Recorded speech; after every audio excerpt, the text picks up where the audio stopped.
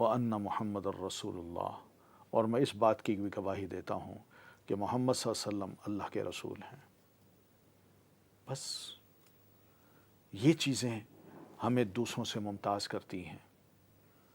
اسی کو مسلمان کہتے ہیں، اسی کو موحد کہتے ہیں، اسی کو توحید پرست کہتے ہیں، ایک اللہ کے ماننے والا۔ قل هو اللہ احد، روزانہ ہم تلاوت کرتے ہیں، کبھی غور بھی کیا کریں کہ آخر ہم دوسروں سے ممتاز کیوں ہیں، کیا وجہ ہے؟ کیا واقعی یہ دین اسلام ایک اللہ کی بات کر کے کوئی بڑا گناہ کرتا ہے، بڑی زیادتی کرتا ہے دوسروں پر؟ نہیں، دوسروں کو سمجھا رہا ہے کہ تم جن جن کو معبود سمجھتے ہو ان کی حیثیت کیا ہے، جن کو تم نے خود بنایا۔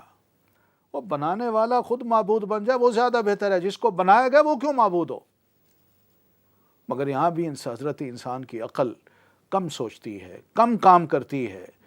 ویسے دنیا کے معاملے میں بڑا دانا اور عقل مند ہے، مگر اس معاملے میں اس کی عقل کم کام کرنے لگتی ہے اور بڑی عجیب و غریب قسم کے توہمات اور عجیب و غریب قسم کے خیالات کا وہ شکار ہو جاتا ہے۔ کیوں؟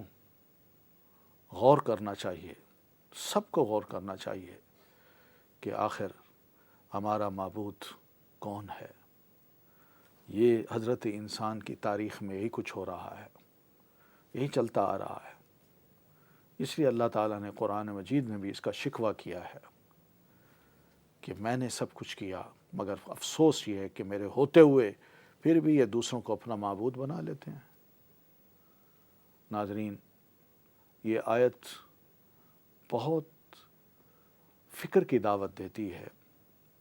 یہ آیت فکر کی دعوت دیتی ہے کہ انسان ذرا غور کرے اپنے ارد گرد کی چیزوں کو اور اپنی ایک ایک چیز کی، ایک ایک استعمال کی جانے والی چیزوں پر کہ کس نے بنایا، کون ہے ان کا خالق، کیا وہ شکریہ کا مستحق ہے، کیا وہ عبادت کا مستحق ہے یا کوئی اور اگر اور ہے تو کیوں، اگر وہ ہے تو کیوں نہیں؟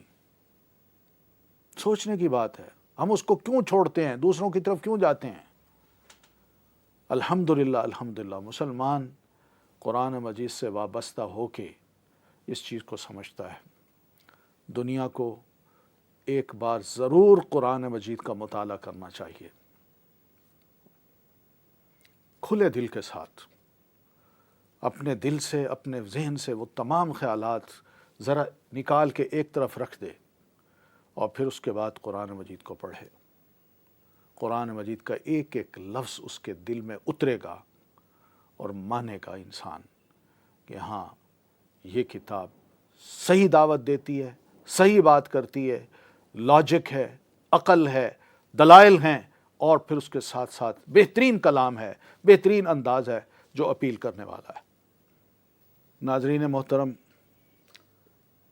اس آیت سے یہ بھی پتہ چلتا ہے وَاتَّخَذُوا مِن دُونِ اللَّهِ آلِهَةً کہ الہ کا لفظ اللہ کے علاوہ دوسرے پر بھی بولا جاتا ہے۔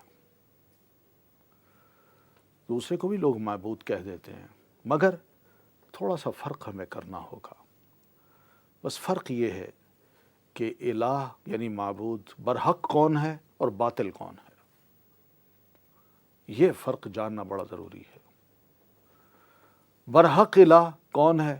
وہ اللہ تعالیٰ کی ذات ہے، جو ہمارا خالق بھی ہے، جو مالک بھی ہے، جو اس کائنات کا مدبر بھی ہے۔ باطل الہ نہ اپنا خالق ہے، نہ کسی اور چیز کا خالق ہے، نہ اپنا مالک ہے، نہ کسی اور چیز کا مالک ہے، اور جب اس کے اندر عقل ہی نہیں، سمجھ ہی نہیں، تو وہ تدبیر کیا کرے گا؟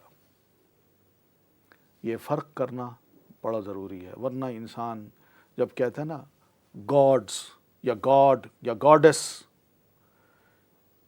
تو یہ سب چیزیں ایسی ہیں جو کنفیوز کرتی ہیں کہ بھئی خدا کو تو سارے مانتے ہیں، اگر مسلمانوں کا خدا ہے تو ان کا بھی ہے۔ فرق کرنا ہے ہم نے کہ کون سا معبود برحق ہے اور کون سا معبود باطل ہے۔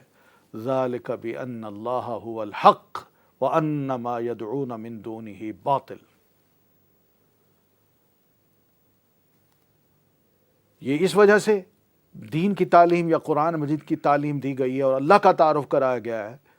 کیوں؟ اس لیے کہ اللہ تعالیٰ کی ذات برحق ہے، وہ برحق معبود ہے، اور جو لوگ اللہ کے علاوہ کسی اور کو پکارتے ہیں، کسی اور کی عبادت کرتے ہیں، الباطل، وہ باطل ہیں، وہ غلط ہیں، وہ جھوٹے ہیں۔ یہ وہ تمیز ہے جو ہمیں کرنا پڑے گی، تب جا کے ہمیں پتہ چلے گا کہ اسلام کیوں دین توحید ہے، کیوں یہ وحدانیت کی بات کرتا ہے۔